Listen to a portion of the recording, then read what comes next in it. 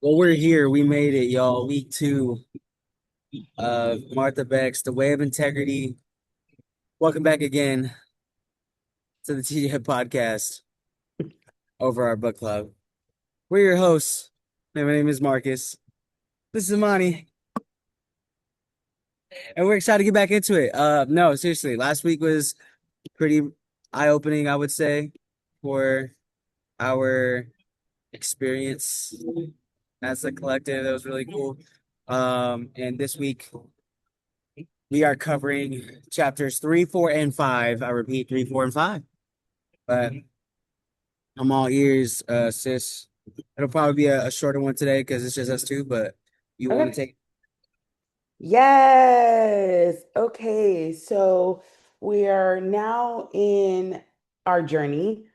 We are on Mount Delectable, and there's a lot of things coming our way. So, as she was talking about in the first few chapters of the book, how you're lost and you're basically trying to find your way out. So these next chapters are about finding your way out and how you can go through that. So, my takes from chapter three, she was discussing a soul teacher, which is a teacher will come when the student is ready.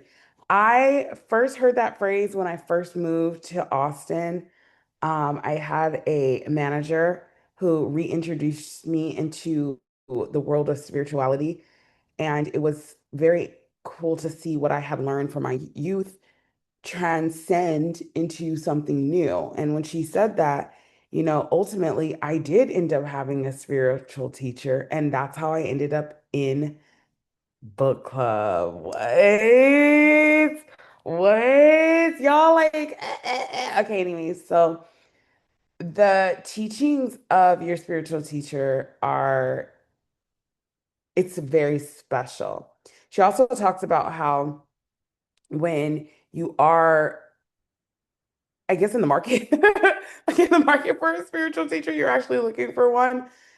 And they basically find you and you find them. It's like this push and pull of the earth, like how the waves crash and they recede. It's actually so cool to think about, like how, when you think about something so much, what you want will come to you and you have this opportunity. Now, she also mentions that soul teachers are not just like soul teachers can be anybody, or I mean, I would say anybody, because she was talking about like how her son, her unborn son, was going to be her soul teacher. And, for those who of you on the recording, Marcus, she was talking about how her son has Down syndrome. And can you hear me? Yeah, you're good. Okay, so her son has Down syndrome. So that was like a huge deal for her. And you know, if anybody has dealt with disabilities, it's a lot of work. It's a lot of work to support someone who needs so much more help than others. So she talks, as she's talking about soul teachers, she's talking about like the different attributes of a soul teacher, and one being that they do and say things that may not always make sense. Her example was a woman who, oh my gosh, I think it was a piano. Was it a piano that she was playing? And her teacher was in the crowd, and he would always make like these remarks, never told her that like her work was good, would just kind of like throw things out there. This killed me when she said that he's after like a performance or after something that, she showed to him, basically was like, now play like you don't have a past. I started cracking up because she was like, What does that even mean? And it immediately had me think of the Kobe Bryant and Kanye West thing. He's like, what the does that mean, Kobe Bryant? Yeah, yeah. How much more can I? How much more can I get? More. Like I can't remember. This is me paraphrasing it, but that's exactly what it had me thinking. And sometimes in the middle of it, you don't notice that your spiritual teacher is giving you this like ultimate guidance without giving it to you all at once. And then there's a moment where, or there was a moment where she performed and she brought herself to tears and she looked at him and he was in tears. So it's like, it clicked. It clicked. It's almost like a moment where it's it's unsaid and it's very powerful. And then, as we've talked about on book club in previous years, it always comes to an end. The spiritual teacher comes to an end because at one point you transcend them. And just a heads up, like the reason why I'm like it's because I'm sitting outside and I don't have no headphones no more. So I'm just listening. Like I'm trying to so my apologies if it looks weird. I'm like, can he hear me? I can hear you. I can hear you though. I can hear you. It's just like I'm also trying to make eye contact and it's just kind of when I'm far, I can hear you. It's all Sorry. right. All Coffee right, shop just let like me this. It's all know. right. You're Let you know. good. Explaining the body language, but I'm here. Okay, cool. Thank you. Thanks for the clarification. I do appreciate it. Um, so yeah, the moment where the teacher has taught you everything that you need to know, and they may be able to teach others more but this moment, excuse me, at this moment, there's a moment where now you are moving on. And she actually encourages that because every soul teacher has a lesson to learn, a lesson to teach you. And in those moments, what did she gave an analogy about? Damn, she gave an analogy about how like a soul teacher works, but it was basically saying that you're gonna want more teachers and you'll go through parts of your life where this person teaches you this lesson and you move on. And I remember I learned that in book club a long, long time ago. I think it was you, Marcus, and Mikkel was talking about how you guys have like transcended past master, sensei, soul teachers, if you will. And I remember the moment when me and mine were just like, it's done. It's done. And hey,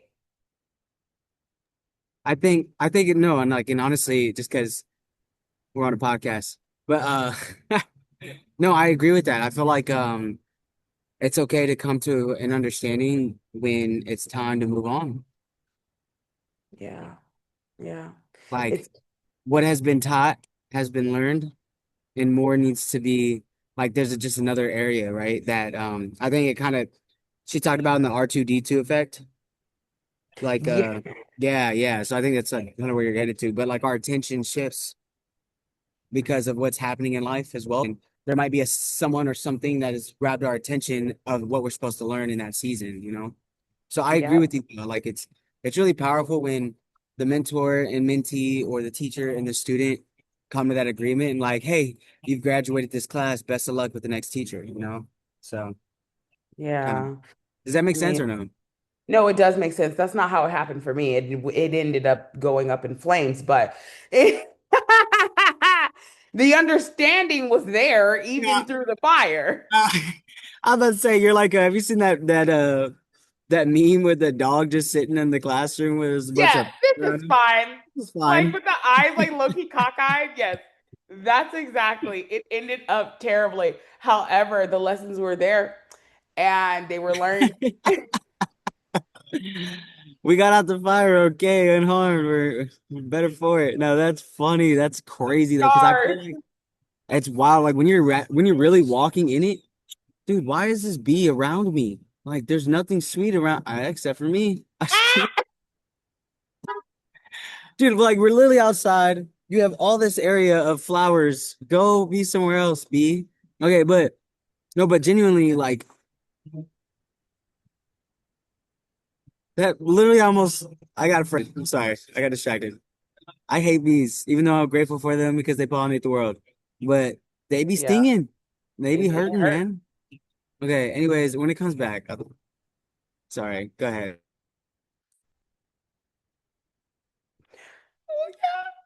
So, okay, so then now she in chapter 4.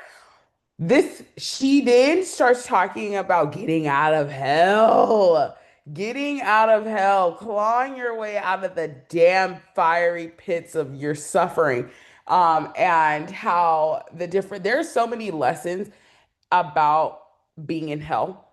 I mean, that's why she uses Dante's Inferno as a reference and a guide alongside her teaching because, Dante is going through this journey.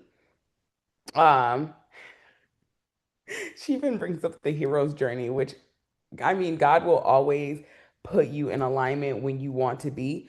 And recently, I was on a walk with my friend after a crazy day, and I was telling her that same. We went to lunch, and I told her, I want to be better at writing. I want to learn more formats. I want to do this, right? Maybe I'll take a class. As we're walking, there's a book cabinet, and I'm like, yeah, let's go in there. Let's see what's up. If anything, I'll have a new book. Open it up. There's a book, structure writing, structure for writers, mythology to writing for screenwriters, playwrights, etc. And I'm like, wow. And in this book, they talk about Carl Jung. In this book, they also talk about the hero's journey. And I swear to you that it's so Hold on, crazy. can you repeat that? I'm sorry. The hero's journey. Okay, yeah. Yes. So the hero's journey is how she describes getting out of hell, pretty much, where you start identifying what it is that keeps you in. It could be a mental health, a physical health, all of the above. She mentions the heart, mind, body, and soul. They're all working in unison, like the four elements. And the goal is to become the avatar. Okay. You got to master all four bending skills. Some people would say I was a nerd for saying that, but whatever. Um, yeah, so she talks about the heart, mind, body, and soul and discovering what makes your soul, like what makes you react to certain things that make you feel like you're in a hell. And she said not to do this is like the exercise, but she said not to think of something that is too overwhelming and basically like writing it down and going through how your body reacts to that. And well, god damn, she's so good because the hero's journey is all about like a call to action, um, finding a teacher or call to action, call to adventure, finding a teacher, a antagonist, and like the epic battle and so on and so forth. And so like her bringing this up as I just read, like reading up on this in this book, as I just was talking about this with my friend, like when you're in integrity and in alignment, everything starts to connect and hook onto each other like links, where you're just like one after the other, and it keeps going because you are calling it in. And God listens, the universe listens. The things come, attraction goes where energy flows, attention goes where energy. I said it anyways. So thank you. Same difference. It's all the same. So as she was talking about it, and like I was going through my personal hell, a big one for me that actually does not get me overwhelmed. So I'm glad she is very much specifying these details in these exercises to allow you to really find what is a big deal for you and keeping a person like in this constant state of distress, really. Um, so mine, hey, vulnerable as hell. Mine is working for people. Every time I go to work, it causes me severe anxiety. Like, I know I'm not supposed to be in this position working for people for the rest of my life. And I know all the things that I have going, which is in my podcast, my resort, my building of like building a family home. Like I have these goals and dreams that are very impactful to me. And these are not the only ones. These are just some of the things that she had me thinking about as I'm doing this exercise. Because it's going to open your fucking mind. Sorry, God. Sorry. It's going to open your mind and your soul to like what is truly making you tick. As I'm thinking about going to work, it is causing me anxiety. It is putting me in a really bad mental place where she says like that is a part of the journey. God dang, it's a part of the journey, man. Um, yeah, it's really bringing these things to light, which will help. Like she is deliberately helping us understand exactly how it is to expose what's keeping us mentally, emotionally, soulfully caught in a just a net, like a tangled net that just picked up a mermaid out the sea. The mermaid's trying to get out. That's how I feel. I'm just trying to get out this net. So, okay. So then she talks about her own personal experience. They are. She talks about her little Down syndrome baby. And I was like, oh my God. And these doctors are over here basically telling her, like, you're cruel for wanting to bring this baby into the world, and this baby will never have a life or anything like that. And I'm so intrigued by her calling her unborn child a soul teacher. What? This is really impactful. Like her child is not even here.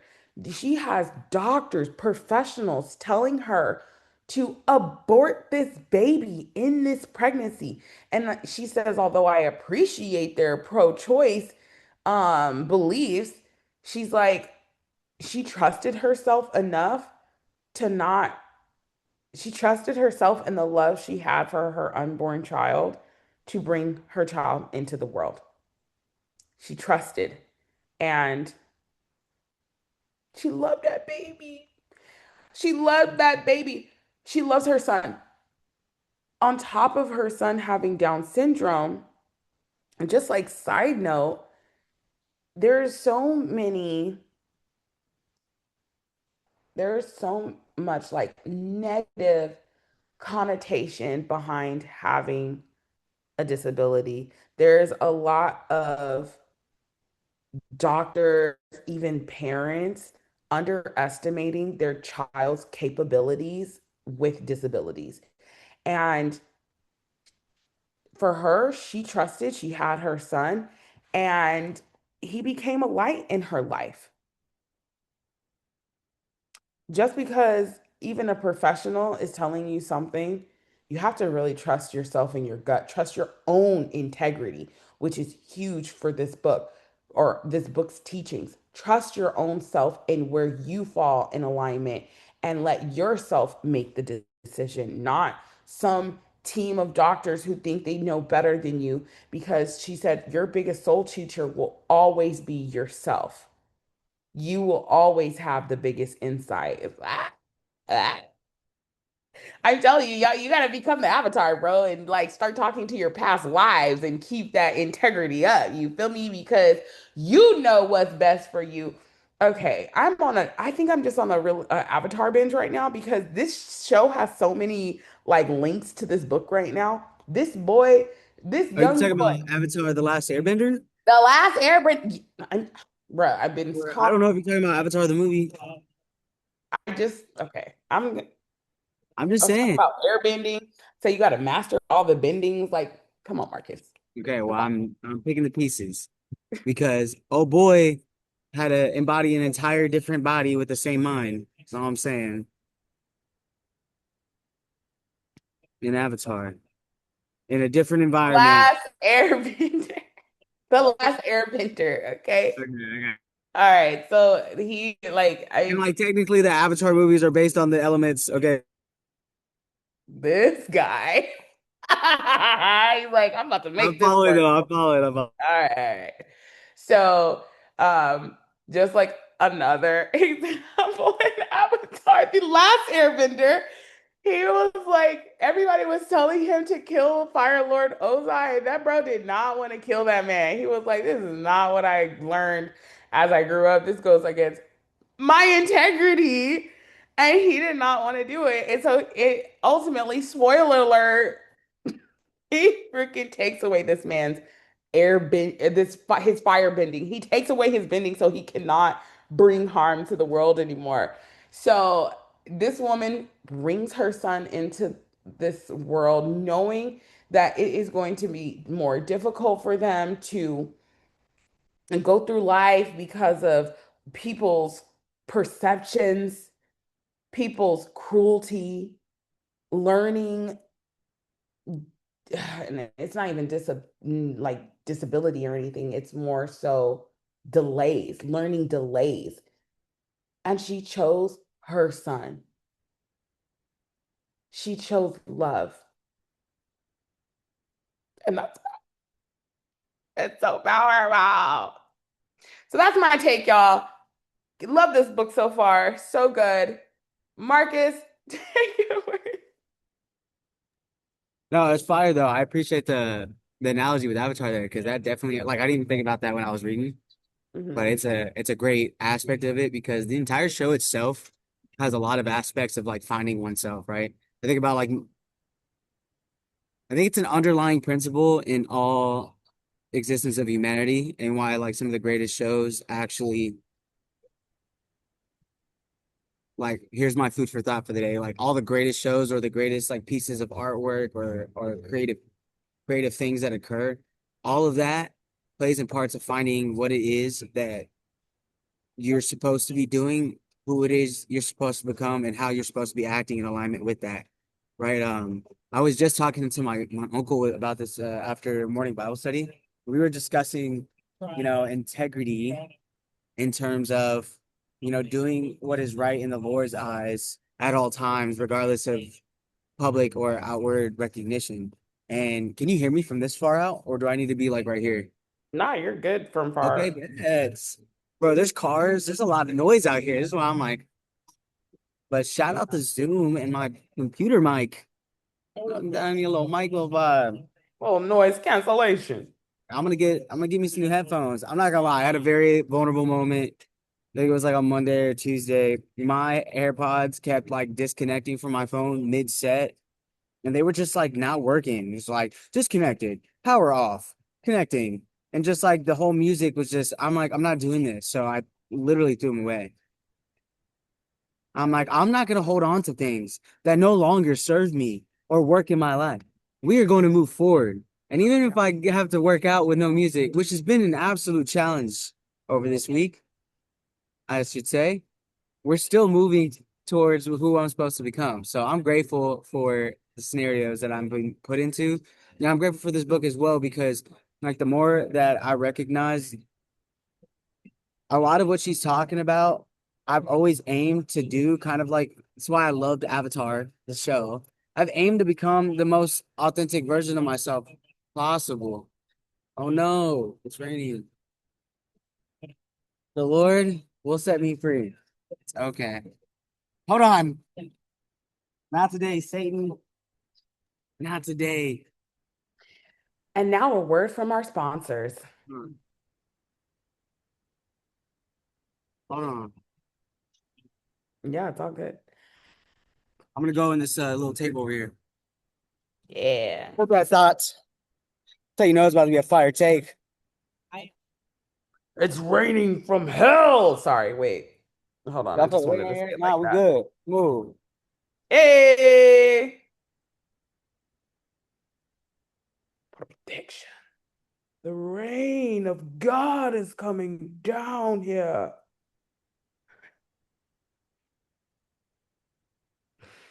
This is what happens when I'm by myself. Hey, I know where you're at. I know where this man is. Mm. All right, it was literally like just a cloud, I guess.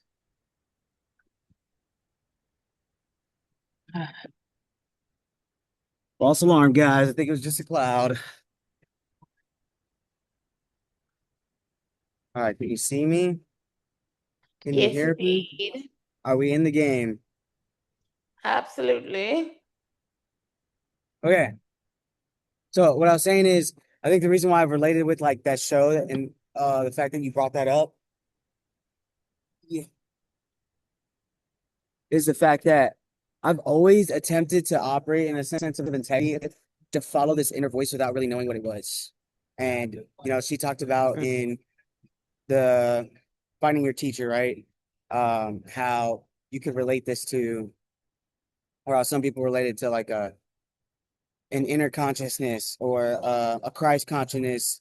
Some people call it Buddha. I call it the Holy Spirit. Period. Point blank. Like I really understand that there's things in my life that, as the further I dove into personal development, the more I recognize that those that operate at the highest level would always say that we are spiritual beings that sometimes have physical experiences, and it's not the other way around, right? And when the first time I ever heard that, I'm like, bro, that's real life. Even though at that time I was living more physical than I was in the spiritual, I would recognize the spiritual because that would occur in certain circumstances or situations. But I loved how, you know, in order to find your way, you need people to help you see things that you don't see.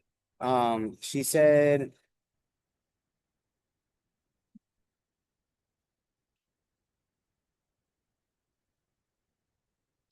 that these soul teachers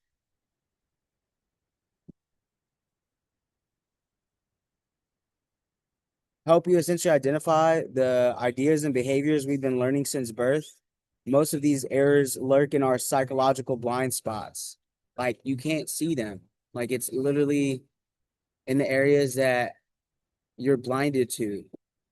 And unless you change your posture to take a different paradigm, you're never going to see it. It's going to be completely in the dark.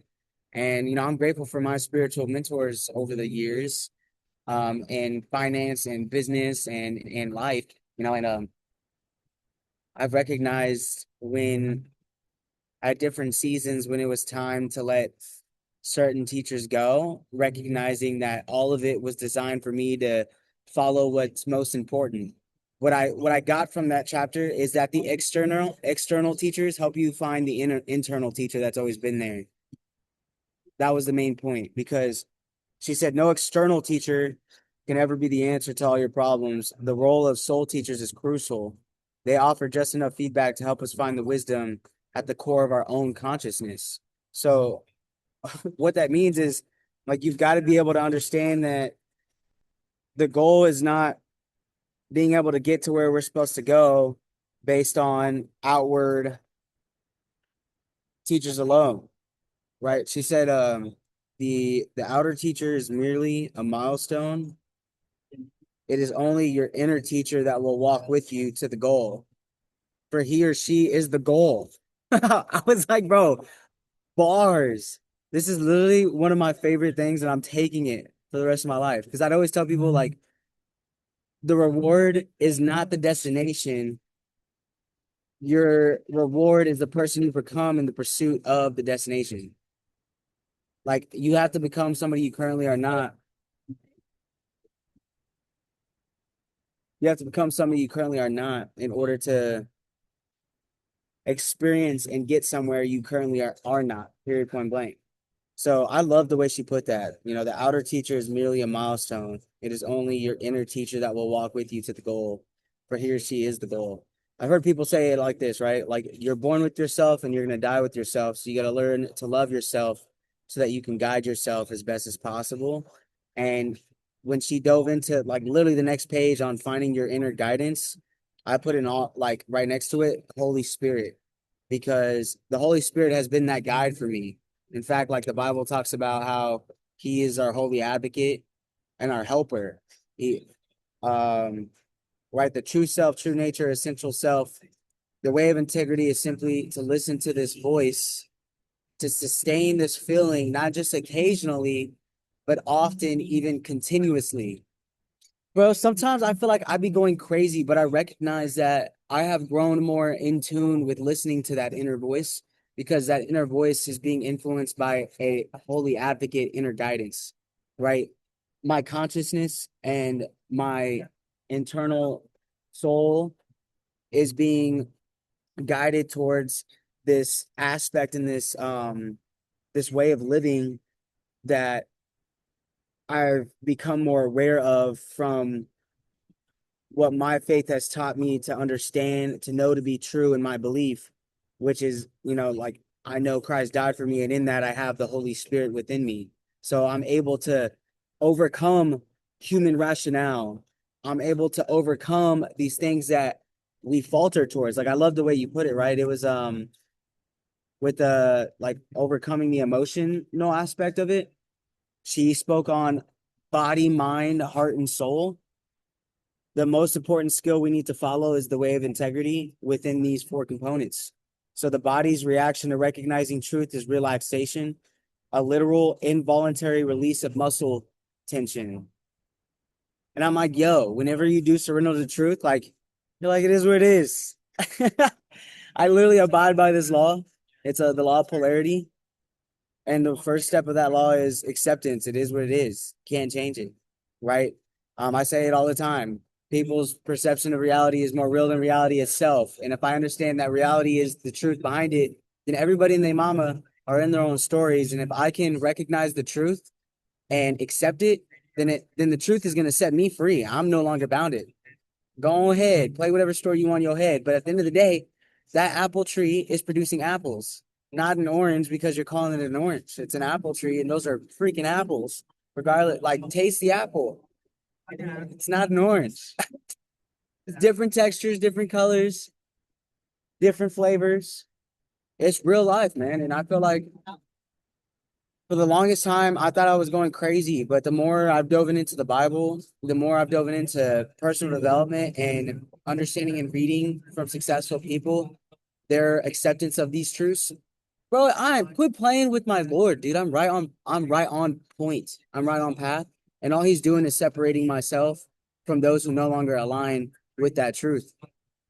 Sometimes that's a hard pill to swallow because I want the people to come with me, but I recognize that my calling is my calling and it's completely different than someone else's, right? So it is what it is. And the people at the next level, the next teacher, which will help me identify more blind spots, which will help me grow and which will help me grow and develop, help me grow and develop into who I'm supposed to be, will make themselves known when the time is right. And I'll be able to strengthen this part of the acceptance of truth, seeing things I didn't see at first. And then they said our minds recognizing truth. We experience that invisible like light bulb going off in our heads, and it makes logical sense. Like, okay, 2 + 2 does equal 4. That makes sense. You know what I'm saying? Even though I saw it as a red flag, I thought it was kind of mildly green, but it was red. And it's okay. That made sense that they would do this behavior repeatedly or they would treat me in a certain type of way. I don't have to feel like, oh, you're supposed to treat me this way. No, like that's what you've shown over the years, and it's okay. I understand. You know what I'm saying? Like I've been able to take a new level of approach and perspective on the logical sense component. Um, I know it's supposed to be more common, but common sense is not common nowadays. And I struggled in that department for a long time. I was very book smart and intelligent, but when it came to like common sense, oh yeah, I was very oblivious to a lot of things because I was living in my own reality. And I'm like, why are people not more like me? This type of vibe. And now it's just more of like, okay, y'all be authentically yourselves. There are people out in my alignment with that. And then when she talked about the heart, when you talked about emotions, that's what resonated with me. She said the ring of truth, allowing yourself to be available to all emotions. And as I've been on this new sense of adding sobriety in my life, from weed, from drinking as much as I used to, um, from, just like remaining abstinent and refraining from sexual temptations and pleasing myself, I've recognized that my my voluntary limitations of pleasure and distractions have forced me to come more in a face-to-face encounter with these emotions and not be weary of them. Even though this should, excuse my language, but this should be difficult. Like it's probably the most challenging thing I've experienced. Not just feeling the beginning stages of fear or sadness or betrayal or frustration, but then like the continual embracing of those emotions as I lean in. And the more I lean in, the more I recognize what the core of those purposes are. I learned this concept from the power of positive thinking and as well as emotional intelligence 2.0. But essentially, right, your body has natural occurrences to rid itself of emotions so that the chemical reaction that occurs in your body, the neurotransmitters that go from your brain to make you feel a certain type of way, we label those emotions. Throughout the entirety of it, if you allow yourself to experience it all, it has its natural ways of letting itself go. And for the longest time, I would see the triggers, I would identify the triggers, but I wouldn't allow it to entirely play out. I didn't realize this until the past like 6, 7 months that I've been really like walking more intentionally in this route. That the more deeper I got, the more it was requiring me to really depend on my Lord and my faith rather than this is uncomfortable, let me hit smoke. Or like this is uncomfortable, let me just vibe out with some peeps and have 4 or 5 drinks and not think about it right now. But the next morning, I'm back at it, remembering exactly what I needed was never went away. It's just something that altered my consciousness, right? She talked about in the last part, right? The emotional pain of our soul aligning with reality and having the sense of freedom. And she talked about the spiritual experiences that come from fasting. Um, but it was about like how our bodies, our brains recognize when we're in a dream and when we're not in a dream. I really like this because like I've been dreaming, dude. It's been wild. But like, how does your mind understand the difference of reality compared to the actual? It doesn't. It It does. doesn't, right? So no, so it does, but there's a consciousness that decides that you're no longer hallucinating in the dream. Your reality is where you're at. But there's an alignment there. This is why like scientists still ain't figured out sleeping and dreaming. It's the component of our brain. That's why we only know about 15%, I will give it maybe 10 of how our brain actually functions and what happens. We don't know why or the deeper understanding of it. I believe it's designed to be that way. Like there's just some things that are beyond human comprehension. And we're just stubborn beings because we're made Christ-like in God's image, and we try to be God and we're not. That's it's a very controversial concept that I've learned to be biblical truth. Like a lot of people think that they're their own God, and that's where they get it completely twisted. Like, I'm sorry, ma'am. I'm sorry, sir. You are not God, right? You are made in his image. The way I explain it is like if you have a glove, the glove is made in the image of a hand. But without the hand, the glove is useless. Meaning, the glove is not the hand, it's a glove. And like if the hand is in the glove and you have that inner guidance, then you can operate exactly who you're supposed to be, what you're supposed to do, and how you're supposed to do it. The glove performs the purpose. But if there's nothing in the glove, it's literally just that. It can't perform what it was designed to do. And there's a lot of people that have this, like, yes, you have power and authority, but when it comes to understanding that there are certain aspects that you're not going to fully understand, Like, no, you're not a god. Like, you can't just create something out of nothing. Like, you have to fall in line with the laws of nature. It's why even if people don't believe in God, you still believe in laws that govern everything, right? Like, you understand that if I fall out of a 25-foot building, I'm going to go down. Can't go upwards. There's a thing called gravity that exists, right? And to not act like you don't is to say that like you invented how the world works and you didn't, unless you can do like I tell people if you don't like the laws, like go and make your own planet and then make your laws and do it. But you can't, you know what I'm saying? So I always I've butted heads with some people in particular who would teach this concept. But I would speak it out of love because at the end of the day, it's a false identity.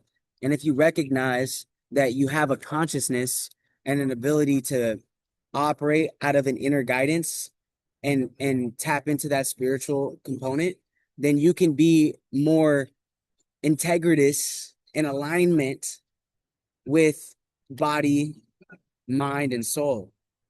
Period, point blank, and heart, she said. So I love that. I was like, snap, Martha. Snap, Martha, you ain't playing no games. And I feel like the more people grow, like if they read this book, this is probably one of the ones like you should read over and over again because at different levels of your life, you're gonna have a different perspective on it. Because Marcus 4 or 5 years ago would not have comprehended what she wrote there as deep as I did in this one moment. So I look forward to reading this again, like next year or a couple years down the line, because when I do read it, it's gonna allow me to recognize, wow, that mentor, that teacher served the purpose in that season. I met this individual. I learned these blind spots. I was exposed to more that I could dive into and lean into. And now I'm at this new level of living and experiencing where I'm more integritous because I learned more and I did more with being in integrity of my alignment of my heart, my mind, my body, and my soul. So shout out Martha. I appreciated the perspective on that. That was probably like my favorite point of the book so far. Oh my god, I was like, yo, snapping, girl. The only way out. So yeah, this is a wild um kind of depiction to put up myself in. And I love the killing your cowardice, right? Killing your cowardice is actually just a powerful statement in itself because in order to kill your cowardice, you have to be strong, you have to be courageous, and you have to be willing to run towards fear and step into your authenticity rather than what most people do, which is um like run away from it. Uh Earl Nightingale in The Stranger Secret talks about the opposite of success is not, or no, the opposite of bravery is not cowardice, it's a conformity. And like in conformity and cowardice kind of go hand in hand, in my opinion. Just because like I think you are a coward if you conform. You're literally playing underneath the potential of who you could be, right? You settle for less than your potential could be and step into if you operate in that integrity. Let me see where she pointed out the lyrics, right, of the Python who tries to hypnotize little Mowgli, right? And it says, "Trust in me, just in me. Shut your eyes and trust in me. You can sleep safe and sound, knowing I am around. Trust in me, just in me. Shut your eyes and trust in me." Those words seem to have some sort of a musical power to push their way into my head and force everything else out. That moment filled up my entire mind. I felt what I've been describing as my inner teacher, the ring of truth. My body went limp. My mind stopped in panicky fantasies. My fear and sadness felt suspended in a clear space that seemed generative and warm, not desolate. And she talked about having like the new sensation of it. And the most powerful way I know to kill your own cowardice is to approach a gate to hell. And the way I seen that is like, you know, just like to relate to Will, right? He had talked about his experience one time in a video on jumping out of a plane for parachuting. And he said some of the greatest experiences of life lie directly behind fear. Like jump and watch you experience something exhilarating, right? Whenever you don't know where your foot is going to land on solid ground, but you take the face step anyway, and you find your foot being established, yo, it's actually really cool. It's like I've done that more than a few times in a practical sense, but also in a spiritual and a business sense. And there's the reward is exhilarating. Like that sensation of being able to serve people and seeing a bet that you had not only on yourself but on others play out is honestly something that is amazing. And I would never experience those things if I never like ran towards a gate of hell. Like this seems scary as shit. And I don't know if I'm gonna make it through, but let me take that step anyways, you know? So that's kind of what I related to in that is just like killing your own cowardice by approaching a gate to hell. We must pull our minds away from situations that exist only in our hopes and fears and rivet our attention, all of it on the present moment. And I think that is an ever pressing ideology and principle that gets taught in a lot of books that we read, right? You've got to be able to be in the now, period, point blank.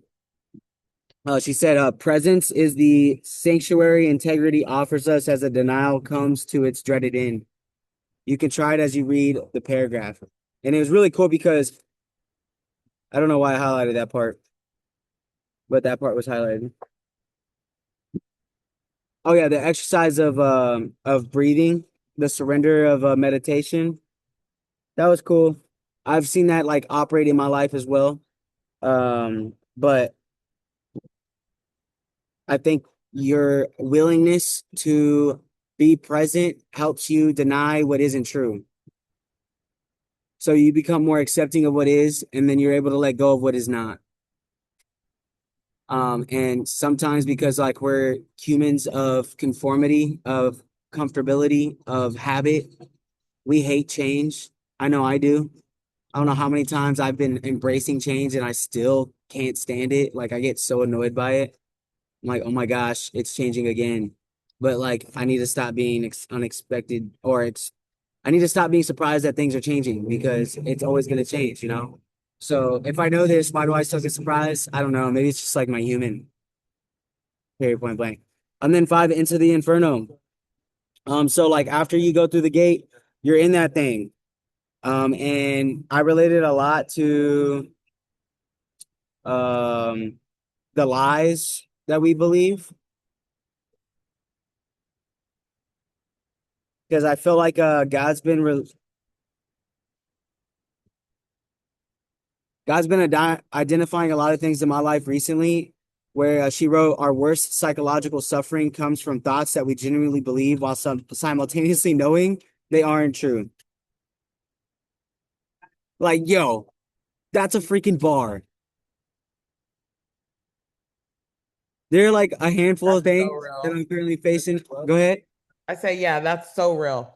And No, it's so many things, even though like you have the confidence within, and still it's this disconnect that makes you feel like you can't have it or it's not for you, or it's so many different layers to it too. yeah. Yeah, And definitely. she says that like it flies in the face of logic that it's ridiculous that we do this. But even though we know this is true, we do it anyways. And it's because it gets passed down to us. Like literally, it's a program that we have to unlearn. And I don't think people recognize that part, right? Like in order to do something different, you first have to break down what is so that something new can be rebuilt. I got it taught to me from a mentor once where he was like, your conceptions and your programs in your mind, imagine it like a yarn ball. And for years, you've been taught or shown or been influenced or have voluntarily adapted these ways of thinking. And now you have a big yarn of ball. And whenever you get exposed to areas of truth, you have to make the decision to first unravel it. Most people try to build upon it with false narratives. And that's where they have this cognitive dissonance of like knowing that they should or knowing that they shouldn't and then doing the opposite. And they create this like it's a psychological sense of suffering. And I recognize it. Like I studied psychology, studied science as well. So like as I've driven more into I love dogs, bro. So cute. Okay, but that's why I had a whole squirrel moment. I'm literally have ADHD. Okay, but what was I talking about? Psychology. So as we genuinely develop and grow, like my growth and personal development, I started peeping certain things that like I was digging deeper and I'm like, oh, that was buried there. I was like, let me just throw the sand back over there and I'll get to that later, as if it's not still there. And I think that's kind of like what I was relating to. And some of the things have manifested over the years where it's not like a crazy significance where it's deterring over my entire life. I'm not going to get to where I want to go, but I know it's delaying the process. I also know it's keeping me from being in that unison of integrity, right? I've always only defined integrity as doing what is right in the Lord's eyes, doing what is right when no one is watching. Like, can your words match your feet? But the way that this definition is kind of bringing it in more in whole is like, are you actually in unison? And if you're not, then you're not fully in integrity. And I'm like, I've been telling myself I'm integritous. It's some tea. It's some tea, bro. She's had me sipping. I'm like, dude, I'm kind of annoyed. But the further I try to figure, this is why I tell people like, yo, you go seek the truth, you'll find it. But once it get exposed, you better accept it. And most people will be like, I'm good. But as for me and my household, we will serve the Lord, and I operate in truth. So once I recognize certain things that I need to change or address, then I'm making a decision. I'm either consciously deciding to implement the change or I'm consciously deciding not to do so. And I tell people all the time, if you decide not to do either, you're still making a decision. Doing nothing is still a decision, period, point blank. And I think this book is reminding you through like taking you through Dante's journey while guiding you through it that you've got to decide and nobody can do it but you. This is why like she prefaced the teachers are there, but you have to allow yourself to make the decisions inwardly and listen to the conviction that your soul is being given from your spiritual, I believe from God, period. But also the spiritual signs and help that you're getting through the spirit, period, point blank. Um,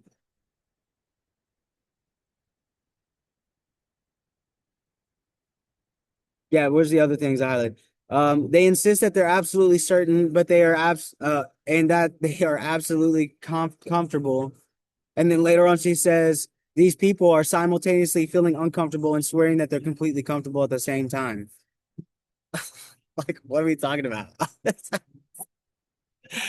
And then I think I struggle with having conversations with people where I recognize they're doing this. Like, what are you talking about? Like, you say this is number one, or like I'll be having conversations with people and they clearly state what their priorities are, but their actions are saying something else. And then they're seeing where those things are at. And then they're like, no, bro, like this is still things for me. Or, no, sis, this is what I got going on. Currently, right now, keep my sisters in prayer. My mom is going through the ringer, not gonna lie to you. And my sister Marissa is going through a season where she's about to have to acknowledge and learn some harsh lessons that she hasn't been willing to acknowledge thus far. It's gonna take some time, but I'm trusting the Lord. I don't know how else to say it. Anyways, she's not done with school yet. She decided to leave the home now that she just turned 18.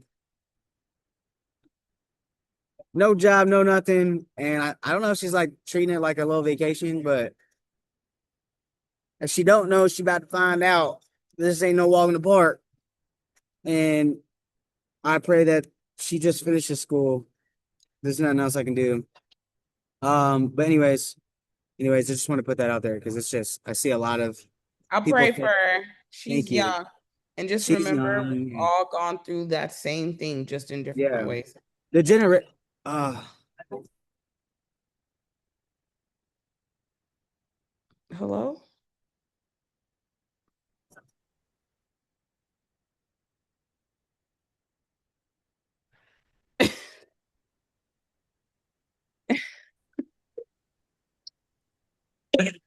Lord. I was like, what Dude, the I had like